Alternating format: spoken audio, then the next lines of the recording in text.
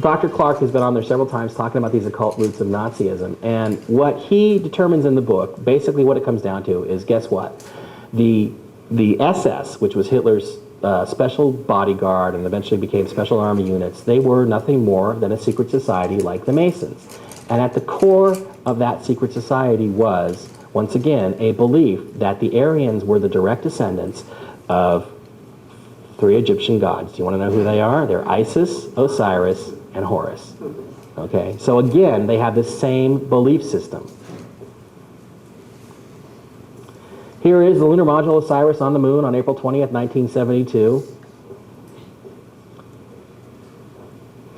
So then the question became, okay, who were these German guys? Could the Germans that were at there, could Strughold and Werner von Braun and these people really have had this kind of an influence? Well, we all remember the German rocket programs. The V-2 was the first successful ballistic missile of any type. Here it is launching back in the day, and it turns out that Werner von Braun, the man who sold the moon, there's a new biography of him out, was a very interesting guy. There's a book out there called Secret Agenda by Linda Hunt, and it's all about Project Paperclip. You may have heard of this. This was the project under which all of the German rocket scientists were brought to the United States after World War II. Now, President Truman signed an executive order that was very specific. No ardent Nazis, and that was the term that was used, ardent Nazis, would be brought into the United States. The intelligence community had other ideas. They didn't want the Russians to get their hands on these guys. But in her book, Linda Hunt talks to several workers who were in the concentration camps. Well, basically they were the missile construction sites at Peenemünde was one of them. And von Braun not only witnessed executions of prisoners there, one witness swears that he saw von Braun order the execution of Jewish prisoners who had tried to sabotage a V-2 rocket. So this is a really, I would say, for me, it's highly recommended reading if you can find the book.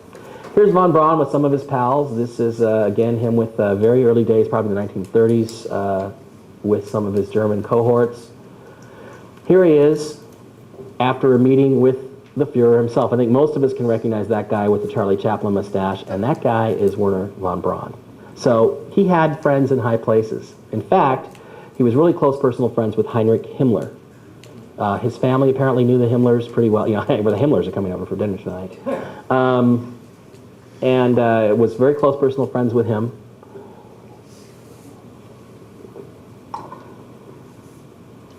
Here he is again. This is at Peenemünde. Here's von Braun over here walking with a bunch of his SS and regular German army pals as they tour the facility. Once again with his buddies.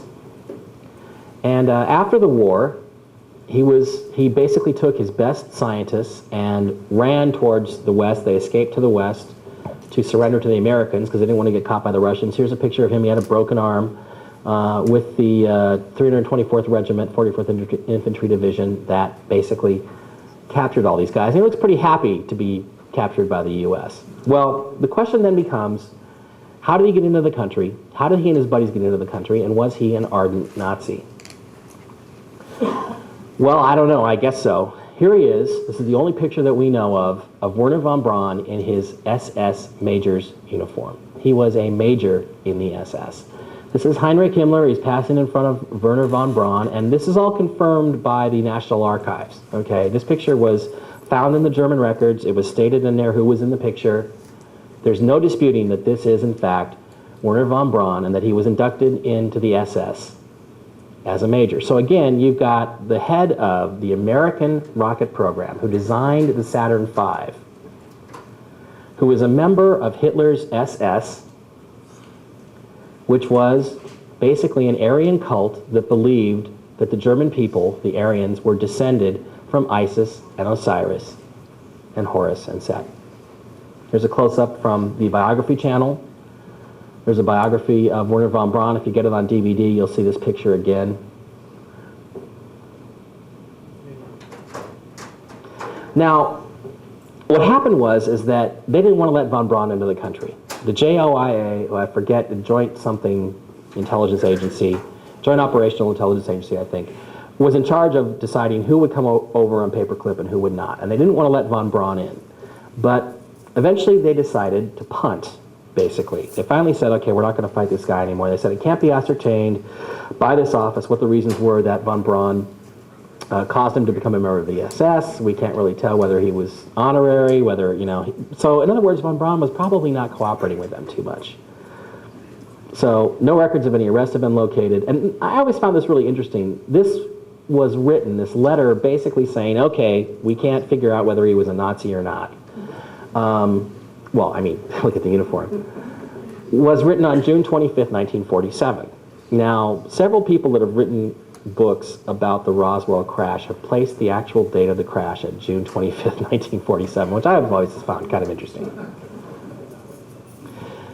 What had happened is a very prominent scientist named Dr. Vannevar Bush had pressured the JOIA to let a bunch of these Nazi rocket scientists, or German rocket scientists, into the U.S.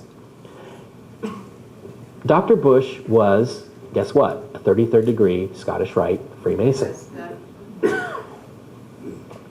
What he wrote was, even elementary information on Germans whose names are as well known in scientific circles as Churchill, Stalin, and Roosevelt are in political circles, are being excluded. You guys are excluding people that are geniuses of Nobel stature, so knock it off and bring them in there. He was the science advisor to President Truman and was able to put pressure on the JOIA to let von Braun and some of his pals into the United States. So we finished up with, of course, Wernher von Braun with President Kennedy, SS Major hanging out with President of the United States, kind of an odd couple, but they were apparently pretty close for the brief period they knew each other. So to continue, meanwhile, at JPL. Now we've talked about at NASA, you had the manned space program, you had the rocket company, the rocket section at Huntsville, Alabama, run by Wernher von Braun. Kurt DeBus, one of his associates, ran the Manned Spacecraft Center there in Houston. You had the Masons and all of their different machinations and infiltrations of the basic hierarchy of NASA. What we haven't talked about is the Jet Propulsion Laboratory. It's located right here in Pasadena in the foothills there. And they basically run, or they do run, all of NASA's unmanned probes. They control all of them. So when I show you some weird celestial alignment thing having to do with Osiris or Orion that is on an unmanned mission like the Surveyors or the Rangers, those are all controlled by the Jet Propulsion Laboratory. So they factor into this as well.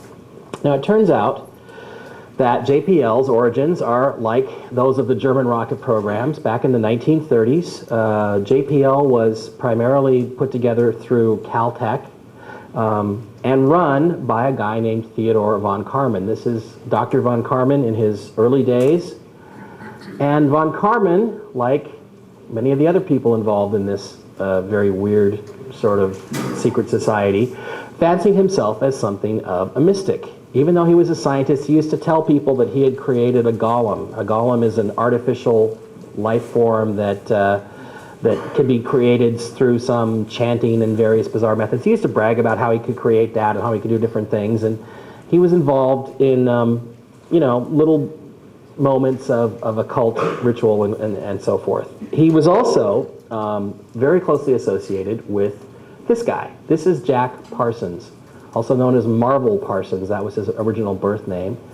And he was a brilliant rocket scientist. He basically invented solid rocket fuel. In other words, he was the guy who made it possible to go to the space on the space shuttle, because those solid rocket boosters that they use to boost the shuttle into orbit are a direct result of the inventions of John Whiteside's Marvel Jack Parsons.